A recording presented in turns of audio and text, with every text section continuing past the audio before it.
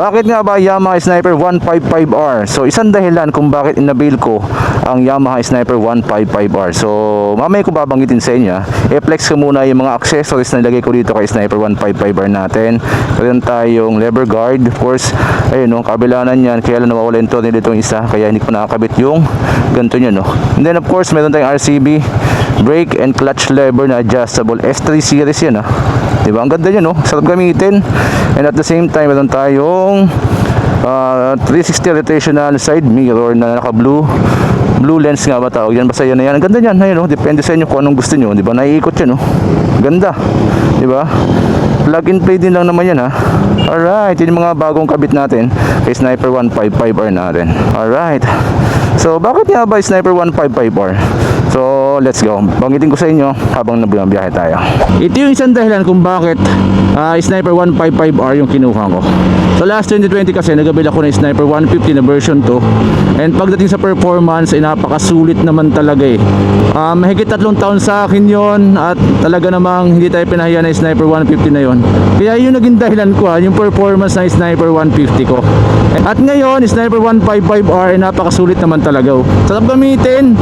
Pagdating sa performance ay panalong panalo. And then of course 6-speed manual transmission to, single overhead cam, fuel injected, liquid cooled.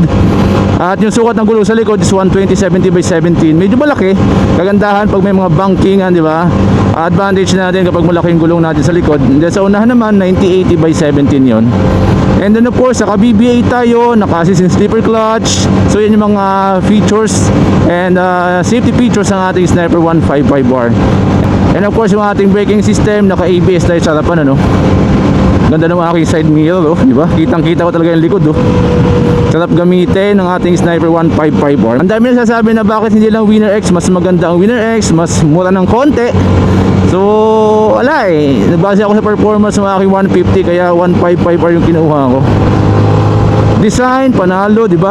So kanya-kanya naman tayo ng tipo pagdating sa motorcycle At yung gloves yung ginagamit lagi ko to piniflex yung gloves na to Maganda yung quality niyan. Tapos at the same time is affordable yung presyo. Waterproof, saka pwede kang gumamit ng cellphone Kasi napiflip yan, hinalaki natin at hintuturo left and right.